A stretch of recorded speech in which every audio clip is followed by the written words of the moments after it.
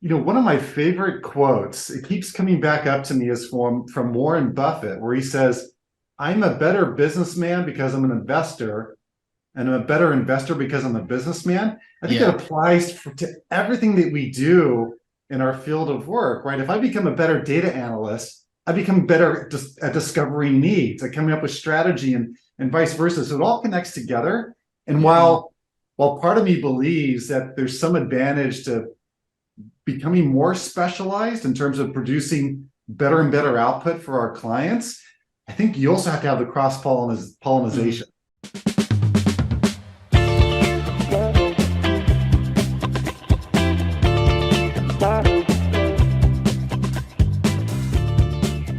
Welcome to the Product Quest podcast. Thanks for joining us on our journey to better understand innovation and product strategy. My name is Scott Burleson, and joining me as always, my co-hosts Jan Vermouth and Jonathan Edwards. Today we welcome our very special guest, Eric Eskey. Eric is the managing director of Dark Horse Works. If you're in innovation, product management, or jobs to be done, you are in for a treat, and listen carefully. Eric is one of the most experienced jobs to be done practitioner on the planet, and likely other planets too. Like myself, he was personally trained by Jobs to be Done pioneer and creator of outcome-driven innovation, Tony Ulwick. He has nearly 20 years of experience in executing Jobs to be Done projects. He's completed projects across many industries: healthcare, medtech, government, finance, textiles, software, agriculture, food. And I expect there's a lot more if we dive into it. Multinationals and startups as well. But when you meet Eric, you'll find a humble dude who listens more than he talks and asks amazing questions. Last year, I jumped at an opportunity to work with Eric on some projects, and I was quite transparent about how much I valued his expertise, but I can tell you that I value his friendship even more. And listeners, we're all in for a treat today to learn from one of the top practitioners of Jobs to be Done. Eric Eskey, welcome to the Product Quest podcast. Thank you, Scott. Jonathan, Jan, thank you so much. I'm blushing, which I normally don't do. Thank you. We specialize in introductions here. That's one Yeah. of the things, it's one of our things we do best. All right, Eric, I'd like to actually begin with when we actually met, something that you may or may not remember. I had just given a presentation at a strategy conference, and I had used an example from the Heath Brothers book, Made to Stick. You walked right up to me, and we started a conversation about innovation, and we're sort of continuing that conversation to this day, I'd say. But let's go back to just before that time. How did you discover Jobs to be Done initially? Oh, yeah. This goes back to when I was a product manager, a technical product manager at Hewlett Packard, based out of Boise, Idaho, responsible for creating laser printers. And we were always being in this cycle of trying to discover what customers want so that we could beat our competitors. And the typical way of approaching this was marketing would look at what our competitors, Brother and Epson and Lexmark, were doing, look at the speeds and feeds and say, okay, this is what we need to do at this stage of the product roadmap. And I was always dissatisfied with that. But then one of the marketing leaders gave me Clay Christensen's first book, The Innovator's Dilemma. And he said, Eric, you've got to read this. And I popped open the first chapter, and Clay drew me in with this powerful idea that we could treat innovation in much the same way that lawyers and the medical community has treated their disciplines. Like, we can actually apply scientific principles to discover cause and effect, what works and what doesn't, and in what situations. And just that one powerful idea drew me into Clay's full literature. And so eventually it was The Innovator's Solution. And I may have the details of this, I may be misremembering, but it was something like chapter 3, footnote 8. They refer to Mr. Ulwick and his work with applying Six Sigma-like thinking to the innovation process. So that's where I twisted Tony's arm to come do a project for us at HP. Now, I was in a situation where, while I was a manager, I didn't have any budget for market research. I ran a team of engineers. But somehow I was able to corral the funds. We hired Strategen. We brought them in. We started doing the work. And I remember so clearly, we did focus groups in Denver. I bet you Tony remembers this too. We're in the lobby of the Denver Hyatt after doing focus groups with customer interviews. I'm just a kid at the candy store. And I'm trying to say, Tony, hey, I have these other ideas. Like, I'll share one with you. I said, have you ever heard of a teeth brush? Well, you know what a toothbrush is. Yeah. And the American Dental Association says it should take you 2 minutes to brush your teeth. Well, a teeth brush is shaped like a football player's mouth guard. It has sonic hair vibrating bristles. And so you can put it in your mouth, press a button, 4 seconds later, you've brushed all your teeth simultaneously. I said, Tony, wouldn't this minimize the time it takes to remove food particles and bacteria from your teeth? And he says, well, he says something to the effect, well, yes, but how do you know that's the unmet need? And he so gently twisted my arm to convince me that this was, in fact, a much better way to innovate at the time. And I never looked back. I just found my way to go work for Tony and just dive into this world of discovery and innovation. So what is the problem with the teeth brush? Oh, gosh. Well, my bet is you have personal experience with this. I actually developed a prototype of it with my team. There was this new business creation initiative at HP. And so I organized my team to create 3 different ideas. One was a set of related jobs to personal printing, where a business owner might want to trifold a brochure or staple it very quickly to be able to put out a mailing. So we said, okay, that'll be our core offering, but let's do something somewhat adjacent. And at the time, my firstborn daughter was just a baby. She was having frequent ear infections. HP had digital imaging technology. So we mocked up a digital otoscope to start enabling telemedicine, so a parent could take a picture, send it in, and get a script, even if it was over the weekend. And so it was the third idea, the teeth brush, that we said it's very distant and adjacent, but it potentially can get the job done better. And we presented it to Carly Fiorina, was the CEO, so we were able to present it directly to her, these 3 different ideas. I learned so many valuable lessons from that experience. For example, the power of prototypes to persuade. Even if you don't know whether the prototype actually solves the need remarkably better or solves a highly unmet and important need, it's incredibly persuasive tool set. So anyway, we go back to the teeth brush. And after the executive presentation, everyone at HP could just sort of, like a conference floor, circulate these ideas. And I noticed this pattern. There was one set of employees who had young children. And they said, you know what, Eric, this would make it remarkably easy for me to encourage good hygiene habits with my children, because it's different, it's neat, it takes a short period of time, but helps them to cultivate that good hygiene habit. But then there was a completely different group who came in and said, you know what, Eric, my parents are aging. They're trying to maintain their quality of life. They're struggling with manual dexterity issues, and this might help them to be independent for longer. And because this was about the same time when I was engaging Strategen for a project for the first time, I started realizing how powerful discovery is, because as the originator of the idea, I had a presumption about what needs it was solving, but it was completely from my myopic spotlight point of view. But as soon as I exposed that idea to others, I heard other needs come up.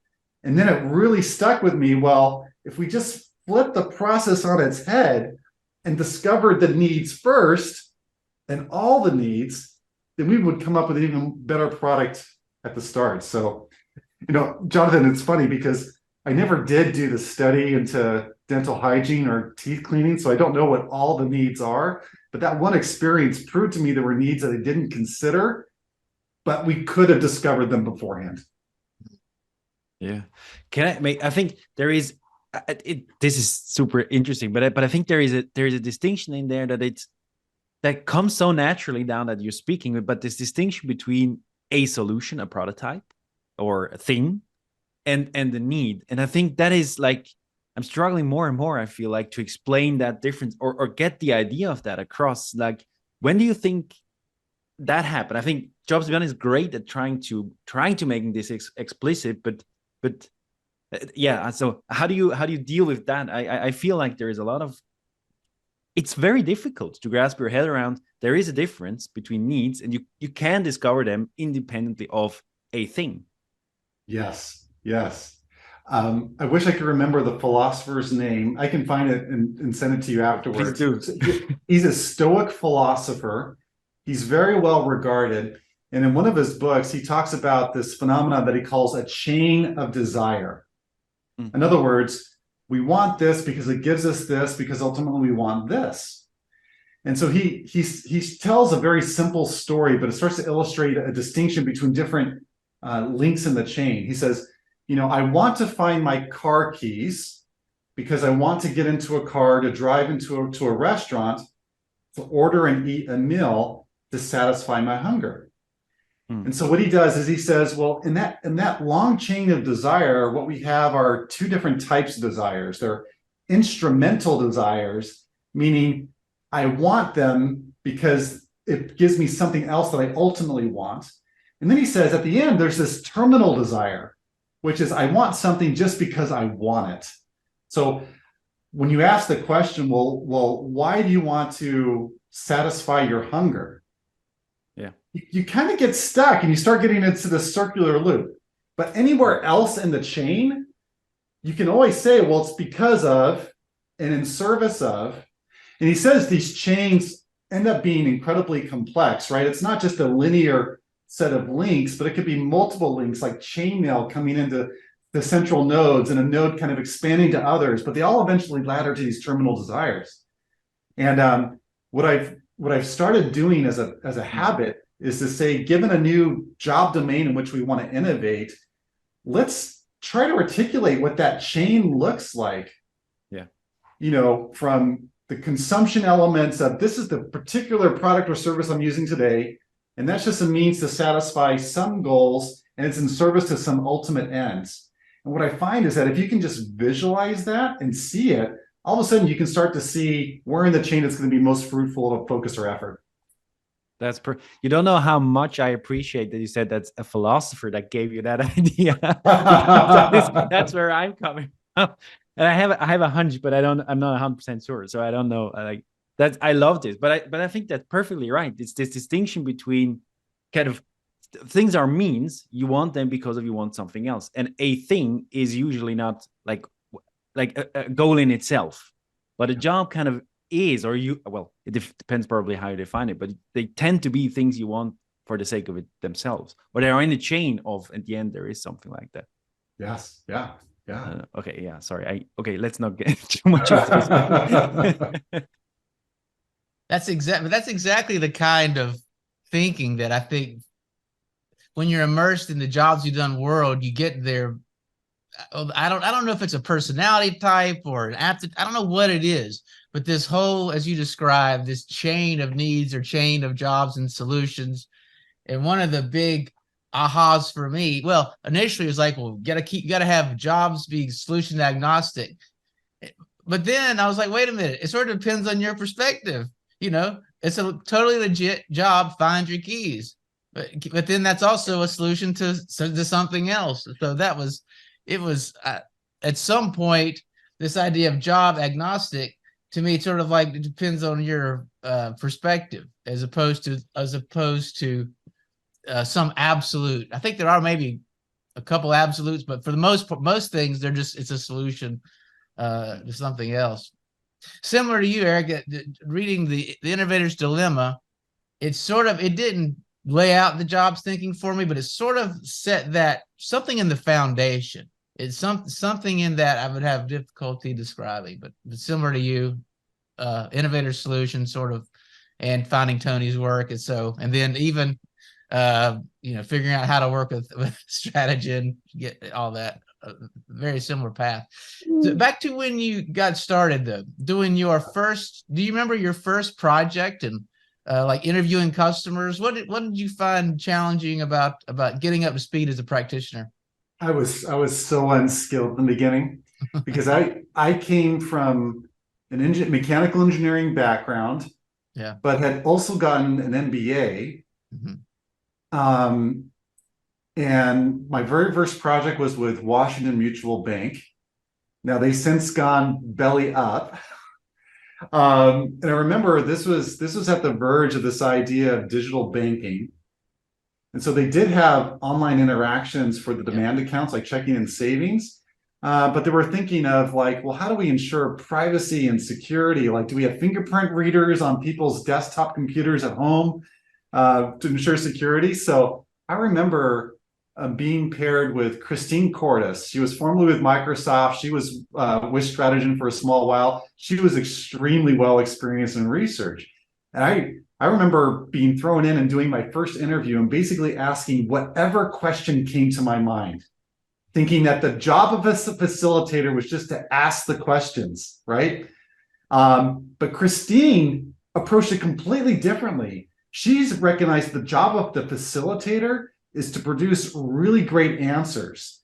And so she was the first person who helped me to see that when you ask a question, sometimes a customer, a respondent, a participant, they answer a different question, one that you didn't even ask because it's what they heard. Yeah. But what I would do is I would just start following them. But what Christine would do, she would say something to the effect of, well, that's great. And I'm also really curious about this. And she would reframe the question to help the respondent hear it in a different way.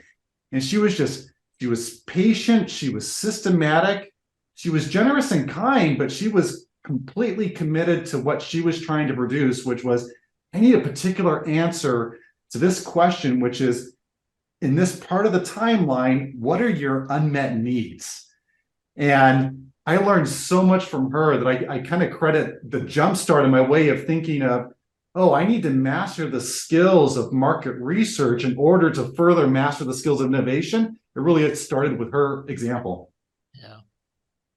Oh wow. I love this switch of words where you're saying, I think I've gotten it wrong up until now. So a lot of times the idea behind a facilitator is you need to know what questions to ask, but it's something completely different to think about it in terms of getting the respondent to produce the right kind of answer. I think that's a different kind, because questions, it's just, I'm kind of blabbering here, but questions are just one kind of solution to produce those answers. You can get to those answers in different ways. So I really like that switch. Yeah, okay, it's just a comment. No, that's good. It's good. Over the years, like Tony Ulwick was also remarkable about this, and my advice to people who are just entering this field is sample from all the great people and how they approach interviewing differently, even though we're coming from the same foundations of jobs to be done.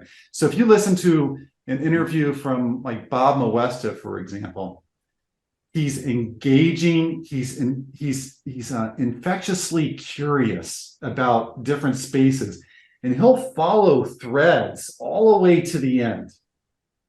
Whereas if you listen to an interview from Tony, he's much more systematic and thoughtful, and you'll actually hear him speak very little in the interview. Like a fun little metric to track when we're doing discovery interviews is the amount of time the facilitator is speaking versus the respondent.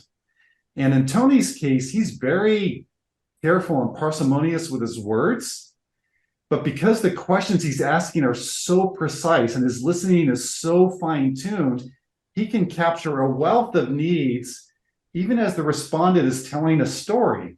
But Tony always does this. He always comes back and say, well, I heard these needs. And lets the respondent confirm or deny. And 80% of the time, Tony just nails it. But comparing Bob and Tony's styles, very different. I think Tony's style is very good at producing needs. Bob's style, I think, can produce needs, but is also very good about producing understanding of context and beliefs. And I think there's something to be learned from the different styles. They're useful for different purposes. And so my advocation is, be careful about becoming too good or too focused on one style. Sample the different styles, see where they're better for worse and what situations match, because there's something powerful in many different. But here's one thing to say. Have a method. Have a discussion guide, have an approach. Don't just take a random walk through a conversation. Any method will be far better than that. I think that's great advice to get to experience different interviewers, because the other thing is, based on the interviewer's question, if you're observing, you don't really know where they're going. You don't really 100% know. I mean, they might ask what appears to be a closed-ended question, like what feature would you like? That seems to be a bad question, but the interviewer's thinking several steps ahead. When the respondent says that, they're immediately going to want to understand the reason why, for example. And so I think also, as a qualitative interview, you probably fall into certain patterns, right? Of like, you got certain tools in your box. And so experiencing somebody else, you add tools, but you just see other ways they sort of getting to the same information. I totally agree with you also about the value of having a discussion guide. I'm curious about your thoughts on this. I find that a lot of times I spend a lot of time on a discussion guide and then I barely use it. But it's like the work and putting into it. But now when I'm in the dynamic, so I'm putting into it, so I sort of know the things I want to get. Once the conversation begins, I'm more responding to the respondent. I don't know if you have thoughts about it. Now, let me ask you. So what do you do to prepare as far as the discussion guide? Is it very detailed, sort of high level structure? What's it look like in Eric's world? There's two big ideas I'd love to give to you from this. And this is just my perspective on it. One is that there is a clear distinction between questions that are good and exceptional questions. So can I test this with you right now? Of course. I'm a little scared, but go ahead. Yeah. All right. So Jan, I'm going to ask you, Jan, how are you? Good. You're good. Okay, good. I'm all right. You're right. All right. So let me ask a different question. Jan, how can I make your day easier today? Like, what's something I could do in 5 minutes that would just make your day easier? In 5 minutes, give me an idea what to cook. Oh, for breakfast or lunch or dinner? For dinner. Oh, yeah. See, all of a sudden, like new questions are coming to me. Like, who are we preparing a meal for? Is it you and your family? Is it just you tonight? It's just me tonight. It's just you tonight. Oh, it's a big chance. Like, all right. Let me try it. Let me try a different variation of the question. I'll ask you, Jonathan. Jonathan, when was the moment that you laughed today? Oh, today I didn't laugh, unfortunately. Or let me think about it. Did I laugh today?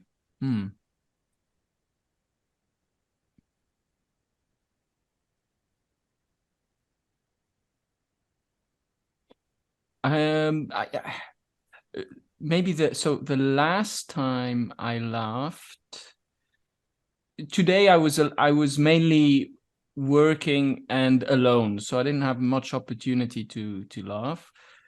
But the last time I laughed was playing a game with some friends. What game were you playing? It was a game where you had to invent questions. Oh, sorry, you had you had answers. You had answers, and you had to invent questions for the other teams. So and they had to find the right. Sorry, no, you had to invent answers, and then people were asked a question, the other teams, and then they had to find the right answer. And they were quite difficult, or let's say random questions on very specific things that you wouldn't really know the answer to. And it was very funny because you could invent all sorts of fun answers that people would have to try and often got wrong. Yeah. We had a lot of fun with that. That sounds fun. All right, I'll do one more example because I believe in participation. I want to hear from you, Scott. Scott, what do you do for a living? It's always hard to explain at cocktail parties, isn't it? I'm a consultant that helps companies to grow. Okay, now let me ask it differently. Scott, what did you want to be when you grew up? I wanted to be a quarterback of the Dallas Cowboys. Oh, no way. Yeah, Roger Staubach, number 12. I had a uniform and everything. Now, thank you all. What I was hoping to illustrate was a distinction between the typical question and a more exceptional version of the question. So when we ask, for example, when I asked, how are you? I bet you've been asked that so many times in your life Yeah. that you have this automatic subconscious answer that just comes out. When I ask my teenage kids, how'd your day go? Do you know how they answer? Fine. Fine. Right. The conversation just ends. Yeah. If you ask someone about what they do versus what they wanted to be when they grow up, what we're doing is we're breaking the script. We're getting out of their automatic response into a response where they have to go a little bit deeper. But notice what happened. Like for me, Jan, I started to become curious about, oh, what am I going to help you make for dinner? Yeah. Or Jonathan is like, I want to learn more about that game. Or Scott, like, I wanted to hear more about what it was like to grow up loving the Cowboys and football, right? It's all of a sudden you get pulled into their world. In other words, the power of an exceptional question is that it just creates this connection between you and the respondent. And so to go back to your original question, Scott, like, how do I prepare? Like there's 4 exceptional questions in discovery that I just absolutely fell in love with. And so I like to think about this both at the job level, but then also when you zoom in at specific moments in time where we're trying to discover where to create value. The first question is the wish question. What are your most important wishes or concerns in this situation that we're talking about? And usually what we get in a response is a list of, well, it could be anything. It's top of mind usually, but they become great anchors to give us permission now ask the second question, which is, well, imagine that I could fulfill your wish, or I could address your concern. What would that do for you? What outcome would that produce? And here they typically start giving us the true job that they're trying to get done. Now, because especially for Scott and I, we have this common sort of historical basis in outcome-driven innovation. When I say outcome, I'm not talking about a desired outcome. I'm just trying to say, well, these wishes and these concerns you have, if we fulfill them and address them, it's going to give you something. What is that? So in other words, we're navigating that chain of desire to something they're really trying to achieve. But then the third question helps us to really dive deep into root causes. It's an obstacles question. So given that you want these outcomes, what stands in your way? But I want to hear it from 2 perspectives. What within you holds you back? But then also what outside of you holds you back? And here we start getting closer to root causes. And in the course of the interview, you can do the 5 whys and really explore that problem space. But then it's the last question that relates to this idea that, well, you've been trying different solutions, products, services, your own behaviors to try to overcome those obstacles and fulfill your outcomes. So what are they? And what makes one better or worse than another? And a really nice acronym that encompasses all this is WOOP: wish, outcome, obstacle, and then the P can be for prompt or plan. I haven't quite figured out how to label the P, but it's the idea of what makes one better or worse than another on the solution side. And what I love about this simple framework is that it takes really only 15 minutes to coach or train someone on it. And without exception, if they apply that, and you can listen into the interview, you will hear a wealth of neat statements, root cause problems that we can solve, their beliefs and misbeliefs or misconceptions around the job space.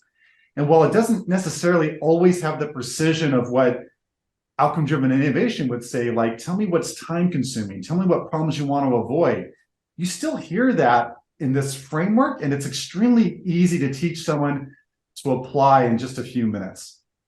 So that's one way that I prepare, is to think about, like, how would a potential respondent respond to the WOOP questions in different situations as it relates to a particular job domain.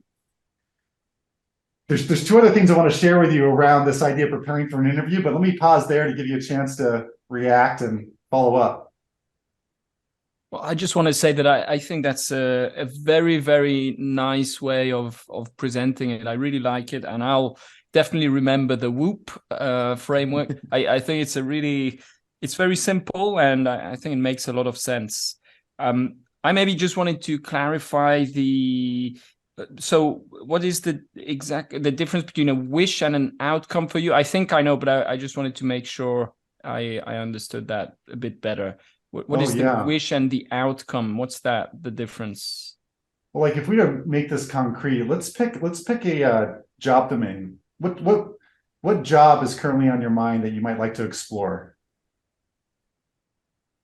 Oh, just me? Yeah, for you personally. Yeah.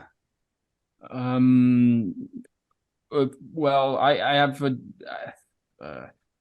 what job? I need to finish some piece of work and under a tight deadline, and it's a job. It's a real job. I feel your pain. Jonathan, in the situation in which you're at your desk and you're able to give it your focus, you're facing a deadline and you know that there's something you have to produce. In that moment, what are your most important wishes or concerns?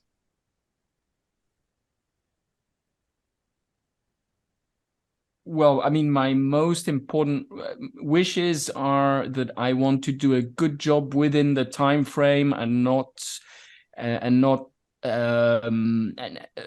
optimize too much and maybe waste time, but do the best possible job with the time that I have got. Yeah. Imagine that you had like that session. Imagine it was the perfect session. Like your mind is clear, you're in a state of flow, everything's coming out, and you're producing that really good solution in an effective period of time, but it's time optimized and meets your client's needs. Imagine that was real. What would that do for you? Well, it would enable me to be successful in my more general job or career, let's say, something like this. Yes. Yeah. You may have noticed the difference in the nature of the way that you responded between the two. One was very in the moment, right? I heard some outcome-like statements, right? I want to be time optimal, maybe a little bit of hint of a root causes. And when you laddered it up, we got almost to the end of the chain of desire, because they were talking about, I want to be perceived and I want to feel and be perceived as successful. I want to grow in my career. And so each of those would basically, I'm using my hands to visualize, and this is a podcast and no one can see my hands, right? But we have answers kind of at a very low level in a sense. And the second question produces answers that are more of a high level. And so that just gives us two anchor points in the chain to start to explore what's in between to facilitate discovering the right level of the job. So the outcome would be the higher level one. Is that correct? Oh, potentially, yeah. Yeah, like when I interviewed some homeowners around lawn maintenance, like the front lawn in front of their house, right? When we asked, well, what are your most important wishes or concerns? Like things will come up like right now we're transitioning from winter to summer grass, and there's a lot of weeds that have grown up in this transition. And so there's thorns everywhere. So I can't walk over my grass without cutting up my feet. So imagine if we could actually perfectly address that. There's no more thorns on the lawn. What would that do for you? Well, I could actually go outside and have a picnic with my family, on an Easter Sunday without having to worry about, getting itches and scratches and so on. So it's just a nice way to be able to start distinguishing means versus ends and links in the chain. Yeah. But I think what is super helpful is, and that is probably something really specific to the approach that you're using here, is you're defining different sets of different kinds of information. Like you're distinguishing different kinds of information, and you have separate ways to get there. And I think that is extremely powerful compared to, well, find an insight or something like that, which very often is the case that you give people to. So I really like this. What is it? Like different kinds of information and different questions to get there. I think that is an enormously powerful way of approaching qualitative interviews. Oh, yeah. And the difference probably in for example, an observer who has that in the back of their minds and they kind of are writing alongside, and the guy doing, or the person doing the interview, that's huge. I mean, I imagine that it's super powerful just to have that kind of sequence and structure. Yeah. Where does that come from? Is that you or? No, it's not my work. And forgive me, my mind is just fuzzy on authors' names and books names. I will find a way to get it to you so you can include it in the show notes. But the Whoop framework comes from, no, it's not Carol Dweck. Anyway, suffice it to say, it's okay. Yeah, it's a framework that comes from the field of cognitive behavioral science, and it's evidence-based. And it was originally developed for the purpose of helping people to navigate this problem that we face in jobs to be done all the time, which is oftentimes jobs are made way too abstract to actually take action on. And so I think about jobs in terms of a hierarchy now. There are true aspirations that people have. I want to lose weight, or I want to look good. I want to be healthy, for example. Oh man, that's a job. Yeah. There's a few obstacles in there. It's absolutely true that's the aspiration. That's a job people are trying to get done, but it's really hard to activate a product at that level. So at the middle level is something that we might call the outcome level, which is, right, you might measure it by weight loss or other health markers. But the very bottom is the behavior level, which are the things that we can actually visualize or see people doing. And it's the actions that lead them to be able to satisfy their outcomes and ultimately achieve their aspirations. So 3 levels: aspirations, outcomes, and behaviors. Now, being at the behavioral level can be, there's myriad behaviors. Like we could create an inventory of hundreds and hundreds and hundreds of behaviors, but not really discover the innovation opportunity, because all behaviors are a means to an end. Well, in psychology and this cognitive behavioral therapy approach, CBT, this Whoop framework was developed because it helps people to the wish question is at the aspiration level. The outcome question is in the middle. And then when you start talking about obstacles and the P, which is, in their case, they use P as plan, you're now at the behavioral level.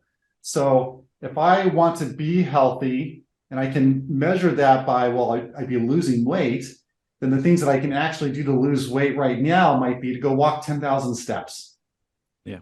And so what they would say, for example, is if I were to wake up in the morning, then I would take 10,000 steps, and that achieves my outcomes and my aspirations. So that's where it originated, but it turns out it's extremely effective as an interview tool in our work. Yeah. And again, so the outcome, just for those of us in ODI world, we're using the word differently here, yes. Right? Yeah, that's what we'll have to keep in mind. We're using that like Oxford would use it in their dictionary. An outcome is a description of the result or the output. All right, folks, this concludes part 1 of our time with Eric Eskey. I've been in this jobs be done business for a long time, and Eric's just one of the best. Today we kept it really practical, really good tips about what to do in preparing to interview customers. Now, if you're a company leader, you want to grow with new products, or you want to grow through M&A, or you're a product manager, maybe you're getting ready to start a really big initiative. In either case, you want to check out Eric's firm, Dark Horse. Go to darkhorse.works. That's darkhorse.works. Fill out the contact form, say hello. Tell them that you heard about them on the Product Quest podcast. Now, next time, we're going to push the envelope a bit with some specific ideas of how to improve the jobs we've done method going forward. Some of the things that Eric's been working on in that mad scientist lab of his. Until then, follow us on LinkedIn to get notified of upcoming episodes, and we'll see you next time.